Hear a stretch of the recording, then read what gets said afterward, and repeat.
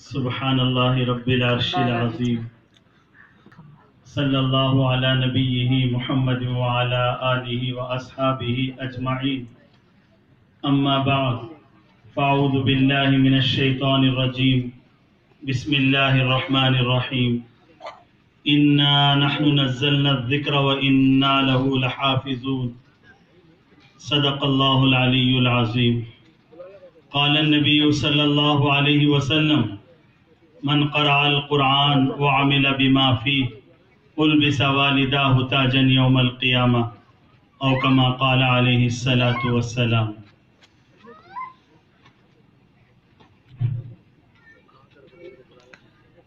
جس شخص کا معمور ہے قرآن سے سینہ، جس شخص کا معمور ہے قرآن سے سینہ، بس اس کے دامن ہی میں ہے رحمت کا خزینہ۔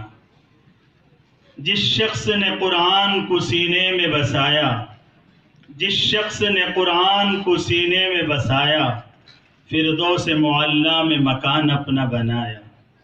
جس شخص کی اولاد ہوئی حافظ قرآن، جس شخص کی اولاد ہوئی حافظ قرآن، محشر میں ملے گا اسے ایک تاج درخشاں۔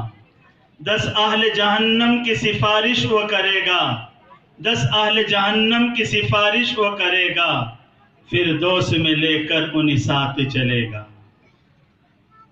قابل قدر صدر جلسہ، مسند نشین، وارثین انبیاء، علماء کرام، حاملین قرآن، حفاظ ذیشان، طلباء عزیز، سامعین باتمکین اور عفت مآب خواتین، اکابر علماء اکرام یہاں موجود ہیں۔ استاد الاساتذہ حضرت مولانا محمد نسیم صاحب رشادی زیدہ مجدہ یہاں تشریف فرما ہیں، اور میری داہنی جانب صفات الیاسی کے حامل داعی کبیر حضرت مولانا جلوہ افروز ہیں۔ ایسے میں میرے لیے کچھ کہنا بھی دشوار ہے، کوشش کروں گا آپ دعا فرمائیں، میری طرف توجہ فرمائیں، میرے قلب کی طرف نظر فرمائیں۔ انشاءاللہ میں آپ کی توجہات سے کوشش کروں گا کہ چند کلمات آپ کے گوش گزار کروں۔ اللہ تبارک و تعالیٰ نے قرآن میں فرمایا، اِنَّا نَحْنُ نَزَّلْنَا الذِّكْرَ وَإِنَّا لَهُ لَحَافِظُونَ، بے شک ہم نے اس نصیحت کو، قرآن پاک کو نازل کیا ہے اور ہم ہی اس کے محافظ ہیں۔ اللہ نے اس قرآن پاک کی حفاظت کی ذمہ داری لی ہے اپنے ذمے۔ اللہ بڑی طاقت اور قدرت والے ہیں۔ اللہ کو قرآن پاک کی حفاظت کرنے کے لیے کسی چیز کی ظاہراً اور حقیقتاً ضرورت نہیں ہے، لیکن یہ دنیا اسباب سے گھری ہوئی ہے۔ اللہ تبارک و تعالیٰ نے اس کی حفاظت کے اسباب پیدا فرمائے۔ اللہ نے اس کی حفاظت کے لیے جنات کو منتخب نہیں کیا، اللہ نے اس کی حفاظت کے لیے ملائکہ کو منتخب نہیں کیا، بلکہ اللہ نے کس سے حفاظت فرمائی؟ روح المعانی میں علامہ آلوسی فرماتے ہیں، اے فی قلوب اولیائنا، اللہ اپنے پیاروں کے دلوں میں اس قرآن پاک کو محفوظ کر کے قرآن پاک کی حفاظت فرماتے ہیں۔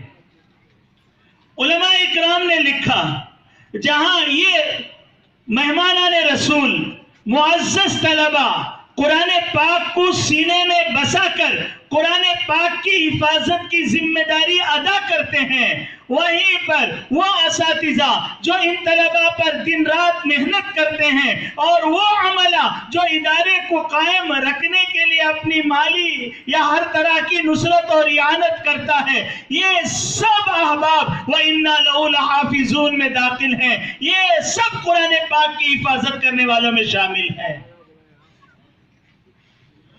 قرآن پاک کا سینوں میں آ جانا یہ معمولی بات نہیں ہے، یہ آسان بھی نہیں تھا۔ قرآن میں اللہ تبارک و تعالیٰ نے اپنے پیارے حبیب صلی اللہ علیہ سے فرمایا اِنَّا سَنُلْقِي عَلَيْكَ قَوْلًا ثَقِيلًا، اے میرے حبیب ان قریب ہم آپ پر قول ثقیل بھری کلام اتارنے والے ہیں۔ قرآن نبانی کے اعتبار سے اپنی کیفیت اور لوازم کے انتہائی وزنات جب سرکار دو عالم صلی اللہ علیہ وسلم کے قلب اطہر پہ نازل ہوتا، آپ پسینے سے شرابور ہوتے، گرمی اور سردی کا موسم ہوتا، ماتھے پہ پسینہ ظاہر ہونے لگتا، اونٹنی پہ سوار ہوتے، اونٹنی بیٹھ جاتی اور اپنی گردن زمین پہ رکھ دیتی۔ حضرت زید بن حارثہ رضی اللہ تعالیٰ عنہ فرماتے ہیں آپ کی ران مبارک میری ران پہ تھی، قرآن پاک کا نزول ہوا اور مجھ پر ایسا ثقل ہوا کہ میں سمجھنے لگا میری ران پھٹ جائے گی۔ قرآن اتنا ثقیل، اتنا گرامر اور اتنا وزندار۔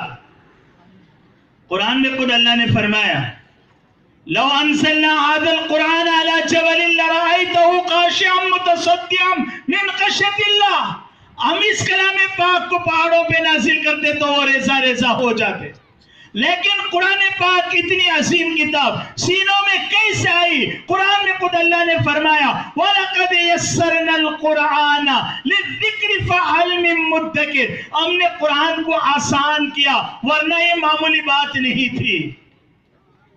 عبداللہ ابن عباس رضی اللہ تعالیٰ عنہ فرماتے ہیں لولا ان اللہ یسر القرآن علی لسان العادمین، اگر اللہ تبارک و تعالیٰ انسانوں پہ اس قرآن پاک آسان نہ کرتے، خلق میں سے کوئی اس کی قدرت نہ رکھتا ان یتکلم بکلام اللہ کہ اللہ کے کلام کی کسی آیت کی تلاوت کر سکے، اللہ نے اسے آسان کیا۔ قرآن میں فرمایا وَلَقَدْ يَسَّرْنَا الْقُرْآنَ، ہم نے آسان کر دیا تو یہ آسان ہو گیا۔ اگلی آسمانی کتابوں کے کوئی حافظ قرآن نہیں تھے، قرآن کو سینے میں بسا لینا یہ قرآن کا اعجاز ہے۔ علامہ آلوسی فرماتے ہیں کون ہو محفوظاً فی الصدور فَإِنَّهُ مِن قَصَائِصِ الْقُرْآنِ، کہ قرآن کا سینوں میں محفوظ ہو جانا یہ قرآن کے امتیازات میں سے ہے۔ اگلی آسمانی کتابیں ان کی امتیں دیکھ کر ہی پڑھا کرتی تھی، انبیاء کے علاوہ آسمانی کتاب کسی کو یاد نہیں ہوتی تھی۔ توریت کے 4 ہی حافظ تھے، حضرت موسیٰ علیہ السلام، حضرت یوشع بن نون علیہ السلام، حضرت عزیر علیہ السلام، حضرت عیسیٰ علیہ السلام، اور کوئی 5واں اس کا حافظ نہیں تھا۔ یہ اللہ نے آسان کر دیا، لِلذِّكْرِ سَحَلَّهُ لِلْحِفْظِ، ہم نے حفظ آسان کر دیا۔ ایک اور قول بھی ہے کہ وعظ و نصیحت پانے کے لیے، عبرت پکڑنے کے لیے، اثر قبول کرنے کے لیے بھی آسان ہے، لیکن دونوں باتیں مراد ہو سکتی ہیں، کوئی تضاد نہیں۔ قرآن کو اللہ نے آسان کر دیا تو یہ قرآن آسان ہو گیا ورنہ یہ معمولی بات نہیں تھی۔ ہمارے سامنے 10 طلبہ ہیں، حفاظ قرآن ہیں، جن کے سینوں میں قرآن موجود ہے۔ یہ اساتذہ کی محنت کا ثمرہ ہے اور یہ ذمہ داروں کی نصرت اور مہربانیوں کا ایک اثر ہے اور بچوں کی محنت کا بھی ایک نتیجہ ہے۔ قرآن پاک کو سینے میں بسا لینا یہ بڑی دولت ہے۔ سرکار دو عالم صلی اللہ علیہ وسلم نے فرمایا من قرأ القرآن، جس نے قرآن پڑھا، وعمل بما فی، اور جو اس میں ہے اس پر عمل کیا، البس والداہ تاجا یوم القیامہ، ان کے والدین کے لیے بڑی بشارت، ان کے والدین کے لیے بڑی خوشخبری، قیامت میں اللہ تبارک و تعالی ان کے والدین کو تاج پہنائیں گے۔ قیامت میں ہر بندہ پریشان ہوگا، والدین کو اللہ بلائیں گے، پورے سکون سے بٹھائیں گے اور تاج پہنائیں گے، پریشانی کے عالم میں وہ پرسکون ہوں گے۔ کیوں؟ آپ غور کریں، اس لیے کہ اپنے بچوں کو یہ مدرسہ بھیجنے کے بعد خدشات میں، اندیشوں میں رہتے تھے، میرا معصوم صبح سویرے اٹھ کر کیسے وضو کرتا ہوگا، میرا معصوم کیا سویا ہوگا، میرے معصوم نے کیا کھایا ہوگا۔ والدین فکر مند ہوتے تھے، فکر کرتے تھے۔ اللہ نے یہ نتیجہ دیا، اللہ نے یہ ثمرہ دیا کہ قیامت میں وہ پرسکون ہوں گے۔ بات طویل نہ ہو جائے، بات کو سمیٹ لیتا ہوں۔ ایک اہم بات، ایک واقعہ یاد آ گیا، حضرت اجازت دیں تو گوش گزار کر۔ حضرت اورنگزیب عالمگیر رحمت اللہ علیہ، ہم سب ان کے نام سے واقف ہیں۔ ان کے سیاسی حالات کچھ ایسے ہوئے کہ باپ شاہ جہاں کو انہوں نے قید کر دیا، نظر بند کر دیا، قالینوں میں، محل میں ان کو محفوظ کر دیا، باہر کی دنیا سے وہ بے دخل کر دیے گئے۔ اور یہ اورنگزیب بڑے عالم بھی تھے، فتاوی عالمگیری ان کی نگرانی میں لکھی گئی، آج بھی مفتیان اکرام کے روبرو وہ ہوتی ہے۔ ان کے دل میں خیال آیا کہ میرا والد، میرا باپ، میں نے اسے نظر بند کر دیا، حالات اگرچہ ہیں، وہ ناراض ہوگا، کہاں میری نماز قبول، کہاں میری زکوٰۃ مقبول، کہاں میری نیکیاں۔ اب والد کو ناراض جو ہے اسے راضی کرنا چاہیے۔ انہوں نے وزیر کے ہاتھ گجرے دے کے بھیجا۔ اس زمانے میں کسی کو راضی کرنا ہوتا تو گجرے، ہاتھوں کے پھول وغیرہ دے کر بھیجے جاتے تھے۔ جب باپ کے پاس پہنچے، باپ نے نظر اٹھا کے بھی نہ دیکھا۔ پھر انہوں نے باپ کو ہدایہ دیے، تحائف بھیجے، لاکھ انہوں نے جتن کیے۔ باپ نے وزیر سے یہ کہا، میں کبھی اپنے بیٹے کا چہرہ نہیں دیکھوں گا، اسے منہ نہیں لگاؤں گا۔ اب یہ بڑے عالم، اب یہ حکمران بھی، اب یہ پریشان ہوئے۔ انہوں نے والد کو خوش کرنے کے لیے ایک ترکیب نکالی، اپنے بیٹے کو انہوں نے حفظ قرآن کروانا شروع کیا۔ جب ان کا بیٹا حافظ قرآن ہو گیا، وزیر کے پاس پیغام بھیجا کہ میرے والد کو جا کے سناؤ آپ کا پوتا حافظ قرآن ہو گیا ہے۔ وزیر نے جب سنایا، شاہ جہاں، وہ بھی جہاں دیدہ تھا، جب اسے یہ بات بتائی گئی، پوتے نے قرآن پاک کو مکمل یاد کر لیا ہے، تو بس جو منہ اٹھا کے وہ دیکھتا نہ تھا، چہرہ وزیر کا دیکھا اور کہا، ہاں ٹھیک ہے، بس اتنی ہی بات۔ اب یہ وزیر آیا، بادشاہ منتظر ہے، پوتے کے حفظ قرآن پر میرا باپ کیا مچل گیا، خوشیوں میں جھوم گیا، کیا رقص کرنے لگا۔ وزیر نے کہا کوئی اثر اس پہ نہیں ہوا، چہرہ اٹھا کے دیکھتا نہ تھا، اتنا ہوا کہ چہرہ اٹھا کے دیکھا اور کہا کہ ہاں ٹھیک ہے۔ اب اورنگزیب یہ عالم تھے، باپ کے اس جملے کا مطلب یہ سمجھ گئے۔ اب انہوں نے قرآن پاک کو حفظ یاد کرنا انہوں نے شروع کیا، اور جب یہ حافظ قرآن ہو گئے، وزیر کو کہلا بھیجا، جا کے شاہ جہاں کو بتاؤ کہ تمہارا بیٹا اورنگزیب عالم جو تھا اب وہ حافظ قرآن بھی ہو گیا ہے۔ وزیر جب گیا، شاہ جہاں کے سامنے یہ بات رکھا کہ آپ کے فرزند عالمگیر نے قرآن پاک کو مکمل یاد کر لیا ہے، وہ حافظ قرآن ہیں، آپ حکم دیں تو میں بلا کے لاؤں، قرآن اٹھا کے لاؤں، آپ جہاں سے چاہے پوچھ لیں۔ اب وہ جو بیٹھے ہوئے تھے نیچے اتر گئے اور بہت زیادہ خوشی کا اظہار کیا اور کہا یہ تو بے انتہا خوشی کی بات ہے، جاؤ میرے بیٹے سے کہہ دو میں اسے راضی ہو گیا۔ اس لیے کہ وہ یہ سمجھتے تھے بیٹا میرا حافظ ہو گیا، اگرچہ اس نے مجھے قید میں ڈالا سیاسی حالات کی وجہ سے، لیکن اس کی وجہ سے رب العالمین مجھے بلائے گا، البس والداہ تاجا یوم القیامہ، قیامت کے دن مجھے تاج پہنایا جائے گا۔ والدین کے لیے خوشخبری ہے، والدین کے لیے بشارت ہے، اور حافظ قرآن کے لیے بھی کم سعادت نہیں۔ قرآن دربار الہی میں آئے گا اور کہے گا یا ربی حلی، اے میرے پروردگار اسے زیور پہنا دے۔ اللہ حافظ قرآن کو فیلبس تاج الکرامہ، عزت اور بزرگی کا تاج پہنائیں گے۔ قرآن کہے گا یا ربی زد، اور زیادہ اس کا اعزاز فرما۔ فیلبس حلت الکرامہ، اللہ تبارک و تعالیٰ اسے ایک عزت کی عبا پہنائیں گے۔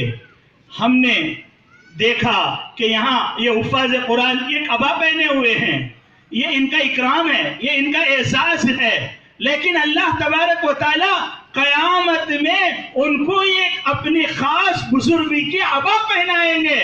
اور اس کے بعد قرآن کہے گا مولا یا رب ارضان، اے اللہ تو ان سے راضی ہو جا، رب کی رضا سے بڑھ کر کوئی دولت نہیں۔ اللہ تبارک و تعالیٰ اس سے راضی ہو جاتے ہیں۔ پھر حافظ قرآن سے کہا جاتا ہے کہ پڑھتے جاؤ، جنت کے درجے چڑھتے جاؤ، بہت اونچی سعادت ہے۔ اور یہاں یہ جنگل کی طرح علاقہ ہے اور یہاں خوبصورت دینی ماحول قائم کیا گیا ہے.